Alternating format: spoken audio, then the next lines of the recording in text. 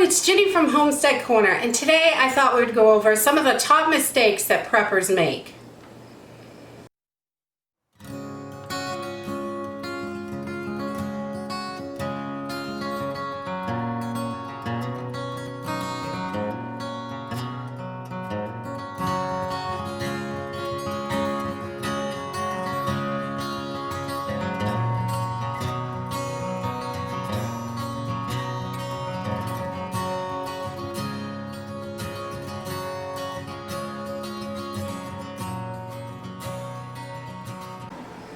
Alright, so a lot of people, we all make mistakes. Everybody makes mistakes. It's nothing new. But some of the top mistakes that preppers make, I think it's important, and we can all learn from their mistakes. I mean, I have made some mistakes myself. I'm sure you make mistakes. I make mistakes all the time. It happens. It is what it is. So one of the top mistakes that I see and hear about is improper food storage. A lot of people don't realize when they go to the store, they're like, okay, I'm gonna get this so I'm prepared, and they'll buy a 50-pound bag of flour and they'll chuck it down in the basement on the shelf, or they'll stick it in the closet and, you know, just forget about it. It's not gonna last. Bugs are gonna get in it. It's gonna call rodents into the house. If you don't take care of your food properly, you're going to be attracting, you know, mice and bugs and things like that. So just improper food storage is a big one. If you're not sure how to store something, there are tons and tons of ways to do it. And everybody does it a little bit different, and they're all okay. Every one of them's okay. Just making sure that your food is safe and secure is the most important thing. There's more than one way to skin a cat. Everybody has a different way to do it, and it's all good. Another thing that I see is a lot of people, especially new preppers, they will prep for one thing. They'll prep for a hurricane, or they'll prep for a tornado. They don't prep for multiple situations. And I think that's important to think about all the different things that can happen.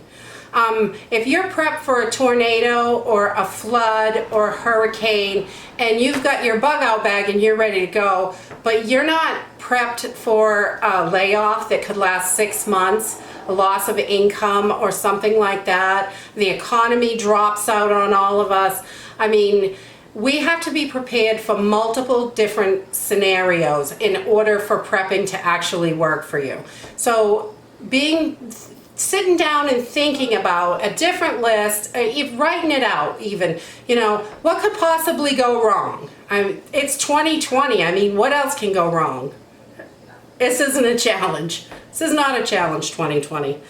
I'm sure a lot more is gonna go wrong, but that's one thing that we all should be looking at and remembering is, you know, every now and then, just sit down and pondering, you know, what could happen? What could I prepare for? What could I do if, you know, one of my kids gets sick and I have to leave work? Or what if my husband loses his job? Or what if, you know, the house burns down?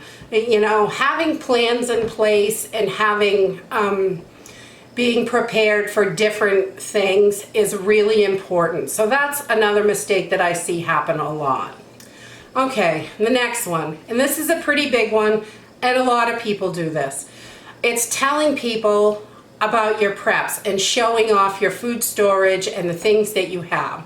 Some people are not preppers, and sharing it with your friend that you know is a prepper is one thing, but because you know what they've got probably, and they probably know what you got. Or a close family member that has similar ideals, that's great too, that's fine too, but sharing it with everybody is dangerous. It makes you a target when people know how much you have. There are a lot of people out there that don't prep. They're not going to prep, and when they're hungry, you're a target. They're gonna come to you. If they know, oh, I don't have to prep because John's got plenty and I'll just go get food from John. Well, John might not have enough to share with everybody, and he's got a family to feed, and he's got a plan. So You know, sharing it with everybody can be very dangerous. So I think that it's important to keep it to yourself, you know, to the people in your home. Maybe you have that best friend that's also a prepper and they're also working hard to get their stores up. Helping each other with ideas and trading stuff is wonderful, but you don't want to just share it with anybody. It shouldn't be public knowledge. Okay, the next one. Buying all kinds of tools and equipment and things that you have no idea how to use and sticking them in the closet and not learning. That's a big mistake. If you're buying tools and you're buying equipment, practice with it. Try it out. See how it works. Learn about it. If you can't build a brick wall, having masonry tools is not going to help you if you don't know what to do with them. So I think it's great to have all the tools and have all the things that you need for preparing, but if you can't use them, they're not doing you any good. So learn about the stuff that you buy. You know, if you buy a shovel so you can bury your poop in the ground, research how to do that. How far should you be from water? How deep should you bury it? You know, it's things like that that they're easy to learn, and I think it's important to have the tools, but we need to know how to use them too, because a pile of tools in the garage that you can't use is useless. Okay, the next one, not having a toilet alternative. You need some sort of plan. A toilet is a must. It's not something everyone wants to talk about or they want to deal with, but no matter what, you need a toilet. So that's another one, and there are tons of different options out there, and you just need to look around and research and find one that works for you, that's going to be good in your situation. And I think that is a really important one that a lot of people overlook it, and it's a big mistake because you have to be able to handle that situation. You are going to go to the bathroom. You can't stop that because it's an emergency. Okay, and the final mistake that I think that happens a lot is people do not store enough water. It's very difficult to store enough water for everybody in your home. If I am planning 3 gallons a day for 6 people for an entire year, I have to fill my entire basement full of water. And I can't do that. I have other stuff, you know. We have a water source, so if the grid goes down, we have a certain amount of water that we do keep in the house, but we also have, in case of an emergency, we have a clean water source where we can go and get water that is not far from us. And finding a local water source is a great idea, and I think it would be good for everyone to try and find something locally that you could go and get free clean water, or even if there's a stream, learn how to filter water. I think that's important as well, because if you store 1 year's worth of water and your emergency lasts a year and a half, you've got to be able to get more. So keeping as much water as reasonable as you can in the house is important, but I think it's also important to look for those local water sources so you can get water in case of an emergency.